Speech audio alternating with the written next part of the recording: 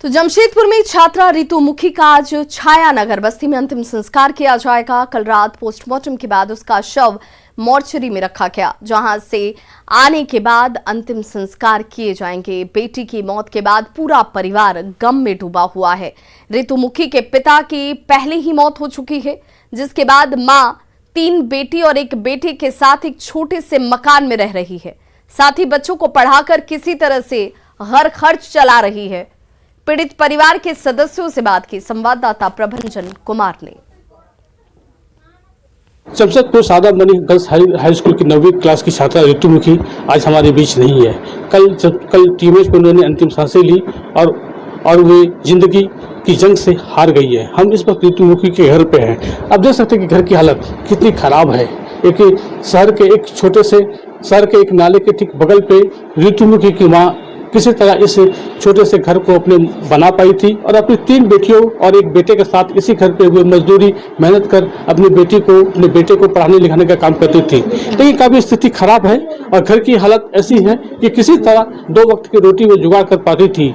लेकिन आज शिक्षिका के अमानवीय व्यवहार के कारण उसकी बेटी रितु मुखी ने स्कूल परिसर के बाद अपने घर पे आकर उन्होंने आत्मदाह कर ली थी। और हम यहाँ पर जानते हैं उनकी लोगों से कि क्या स्थिति है और घर की जो हालत है। बेटा मतलब आज तो घर की हालत बहुत खराब है, कुछ कहना चाहेगी? शिक्षिका को सजा मिलना चाहिए। बोल बेटा बोल बेटा मेरे फ्रेंड को न्याय चाहिए। टीचर की गाड़ी से सजा मिले।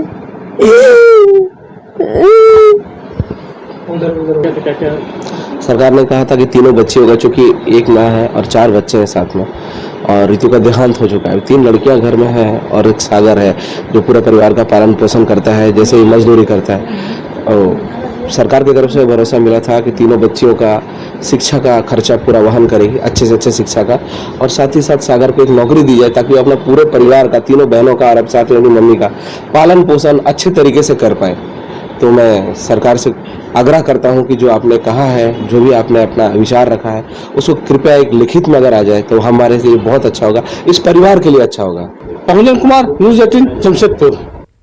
और जमशेदपुर से हमारे सहयोगी प्रभंजन कुमार इस वक्त ज्यादा जानकारी के साथ जुड़ चुके हैं। प्रभंजन, अंतिम संस्कार कब तक होगा रितु मुखी का, क्या जानकारी मिल पा रही है? जी, मैं आपको बता दूं कि अभी भी शव जो है वो टाटा टीमेज में रखा गया है और उसके बाद आज ही वहां से लाकर छाया नगर जमशेदपुर की जो बस्ती है वहां पर लाकर उसका अंतिम संस्कार किया जाएगा। घर का जो माहौल है काफी गमगीन है, घर में मातम छाया हुआ है। बस्ती के जो लोग हैं वो भी काफी उदास है और कुछ ही देर बाद में सबको लाने की तैयारी की जा रही है। घर की स्थिति के बारे में बता दूं कि जिस तरह का जो घर है वो काफी पूरी तरह कड़ी जमीन पे किसी तरह उसकी माँ सरस्वती मुखी ने वो अपना घर बनाई थी और 4 बच्चों को वो। प्रभंजन, परिजनों की मांग क्या है? परिजन क्या चाहते हैं? परिजनों की मांग तो फिलहाल अभी बाप पर वो एक ही रट लगा के रखी हुई कि उन्हें न्याय चाहिए। न्याय का मतलब है कि शिक्षिका जो है वो उन्हें कड़ी से कड़ी कार्रवाई चाहिए। और जैसा कि वो बताया जाता है कि घर की जो हालत है उस पर उनके बेटे जो है वो 18 साल के हैं। एक सरकारी नौकरी की भी मांग है कि कम से कम बेटे को नौकरी को दिया जाए। जो बच्चे को जो लालन पालन है, जो शिक्षा है, उनका सारा खर्चा जो है जिला प्रशासन उठाए। इस तरह की परिवार प्रभंजन, क्या सरकार के कोई प्रतिनिधि यहाँ पर पहुंचे हैं? कोई आश्वासन पीड़ित परिजनों को दिया गया है?